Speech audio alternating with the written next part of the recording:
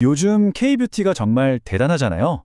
전 세계가 주목하고 있는데 바로 그 중심에 있는 기업 중 하나가 바로 실리콘2입니다. 오늘 이 실리콘2에 대한 이야기를 좀 해볼 건데요. 그냥 뉴스에 나오는 뻔한 얘기 말고 그 헤드라인 뒤에 숨어있는 진짜 이야기가 뭔지 한번 파헤쳐 보겠습니다. 자, 그런데 이 회사의 최근 실적을 보면 좀 고개를 갸웃하게 되는 부분이 있어요. 사상 최대 매출 달성. 근데 동시에 영업이익은 시장 기대에 못 미쳤다? 이게 대체 무슨 소리일까요?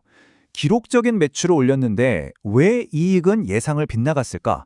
오늘 우리가 풀어야 할 미스터리가 바로 이겁니다. 같이 한번 보시죠. 네, 바로 이 모순적인 상황, 이 미스터리의 시작은 바로 2025년 4분기 실적 발표였습니다. 이 숫자들 안에 모든 단서가 숨어 있으니까 지금부터 집중해서 한번 따라와 보세요.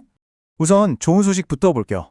매출 성장률을 한번 보세요. 무려 플러스 78.2%입니다. 전년 같은 기간보다 거의 80% 가까이 성장한 거예요. 와, 이 숫자만 봐도 이 회사가 지금 얼마나 잘 나가는지, 사업이 얼마나 뜨거운지 바로 감이 오시죠? 그런데 바로 여기서 반전이 나옵니다. 이렇게 매출이 폭발적으로 늘었는데 정작 영업이익은 시장의 기대치보다 11.6%나 낮게 나온 거예요. 아니, 물건은 역대급으로 많이 팔았는데 왜 이익은 줄었을까요? 진짜 이상하죠. 도대체 무슨 일이 있었던 걸까요? 자, 이제부터 이 미스터리의 실체를 파헤쳐 보겠습니다. 보통 이런 숫자만 보면 이 회사 뭔가 문제 있나? 생각하기 쉽잖아요? 그런데 결론부터 살짝 말씀드리면 이건 우리가 생각하는 그런 종류의 나쁜 소식이 아닐 수도 있습니다. 이 미스터리를 푸는데 가장 중요한 열쇠가 바로 일회성 비용이라는 개념입니다. 이게 뭐냐면 말 그대로 딱 한 번 어떤 특별한 이유 때문에 임시로 나간 돈이라고 생각하시면 돼요. 그러니까 회사의 평소 실력, 그 펀더멘탈과는 크게 상관없는 비용인 거죠. 그럼 그 일회성 비용이 뭐였냐? 이게 정말 재밌습니다. 이익을 깎아먹은 주범들이 역설적이게도 전부 너무 잘 나가서 생긴 비용들이었거든요. 자, 보세요. 첫째, 실적이 너무 좋으니까 직원들한테 보너스로 115억 원을 쐈습니다. 둘째, 주문이 진짜 말도 안 되게 밀려 들어오니까 배로 보낼 시간이 없어서 비싼 항공운송을 평소보다 3배나 더 쓴 거예요. 마지막으로 인기가 폭발하니까 무려 3,000개가 넘는 신제품을 급하게 들여오면서 관련된 비용이 또 발생한 거죠. 자, 바로 이겁니다. 이 슬라이드가 핵심이에요. 지금 말씀드린 이 비용들, 이게 회사가 어려워서 장사가 안 돼서 쓴 돈이 아니라는 거죠. 오히려 정반대입니다. 너무 잘 돼서 성장에 우리 예상을 아득히 뛰어넘을 정도로 폭발적이라서 생긴 일종의 행복한 성장통이었던 겁니다. 자, 그럼 이제 이런 단기적인 비용 이슈는 잠시 접어두고 이 회사의 본질, 그러니까 진짜 성장 스토리를 한번 들여다보겠습니다. 증권사 애널리스트들이 실리콘2를 뭐라고 부르는지 아세요? 바로 K뷰티 실크로드라고 부릅니다. 이거 그냥 제가 지어낸 말이 아니고요. 교보증권 보고서에 실제로 딱 이렇게 나와 있는 표현입니다. 이게 무슨 뜻이겠어요? 전 세계 구석구석으로 K뷰티 제품을 실어 나르는 가장 중요한 길, 핵심 통로 역할을 바로 실리콘2가 하고 있다는 의미죠. 와, 이 차트 한번 보세요. 실크로드라는 별명이 절대 과장이 아니라는 걸 바로 알 수 있습니다. 유럽에서 127% 성장, 북미 96%, 중동 98%, 이 숫자들이 뭘 의미하겠습니까? 지금 전 세계적으로 K뷰티 수요가 그야말로 폭발하고 있고 실리콘2가 바로 그 폭발의 한가운데 있다는 걸 그냥 명확하게 보여주는 거죠. 특히 우리가 주목해야 할 시장이 바로 북미입니다. 여기가 정말 드라마틱해요. 예전에는 3분기 연속으로 매출이 줄면서 다들 걱정했거든요. 그때는 특정 브랜드 하나에 너무 의존하는 약점이 있었어요. 그런데 지금은 어떻습니까?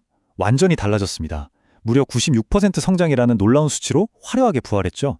이제는 다양한 브랜드를 골고루 판매하면서 훨씬 더 튼튼하고 안정적인 성장 구조를 갖추게 된 겁니다. 지금 화면에 보이는 이 빼곡한 데이터, 이게 바로 실리콘2의 글로벌 네트워크를 한눈에 보여주는 자료입니다. 와, 정말 복잡하죠? 이 숫자들을 하나하나 다 보실 필요는 없어요. 그냥 이 전체적인 그림을 한번 느껴보세요. 유럽, 중동, 북미, 아시아.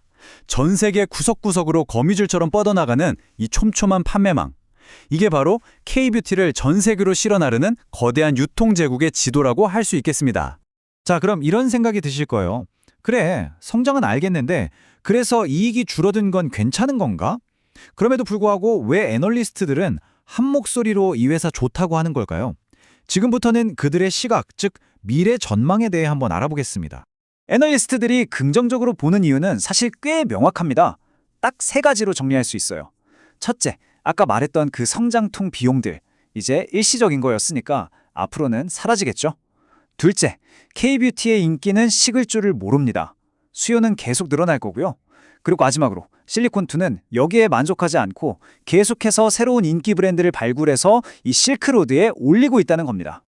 그리고 아주 중요한 포인트가 하나 더 있습니다. 바로 밸류에이션, 즉 지금 주가가 비싸냐 싸냐 하는 문제인데요. 분석가들은 현재 주가 수준이 과거와 비교했을 때 전혀 부담스럽지 않은 오히려 매력적인 수준이라고 보고 있습니다. 쉽게 말해서 앞으로 더 오를 수 있는 여지가 충분하다. 이런 긍정적인 신호로 보는 거죠. SK증권 보고서에 나온 이 한 문장이 오늘 내용의 핵심을 딱 짚어주는 것 같습니다. 일회성 요인보다 사업 경쟁력과 중장기적 성장성에 베팅하라. 무슨 뜻이겠어요? 잠깐 나타났다 사라질 그런 단기적인 이슈에 흔들리지 말고 이 회사가 가진 진짜 힘, 그 본질적인 경쟁력과 앞으로의 성장 가능성을 봐야 한다는 아주 명쾌한 메시지죠. 그래서 결론적으로 SK증권과 교보증권 두 곳 모두 명확하게 매수 의견을 냈습니다. 목표 주가도 지금보다 훨씬 높게 잡았고요. 이건 뭐를 의미할까요? 그들은 그 일시적인 비용 문제보다 이 회사가 가진 구조적인 성장성을 비교도 안 될 만큼 훨씬 더 높게 보고 있다는 명백한 증거입니다. 자, 그럼 이제 오늘 이야기의 핵심, 큰 그림을 한번 정리해 보겠습니다. 중요한 건 헤드라인 너머를 보는 겁니다. 네, 맞습니다. 뉴스 헤드라인에 나온 기대 이하의 이익이라는 글자는 단지 잠깐의 성장통을 보여줬을 뿐입니다. 하지만 그 숫자들 뒤에 숨어있는 진짜 흐름, 진짜 추세는 뭘 보여주고 있죠? 바로 실리콘2가 앞으로 오랫동안 K-뷰티 시장을 이끌어갈 강력한 주인공이라는 사실입니다. 마지막으로 이런 질문을 한번 던져보면서 마무리할까 합니다. 과거의 실크로드가 동쪽과 서쪽을 비단으로 이었던 길이라면 지금 K-뷰티가 만들어가고 있는 이 새로운 실크로드는 어쩌면 비단이 아니라 바로 이 세럼과 크림으로 포장된 길은 아닐까요?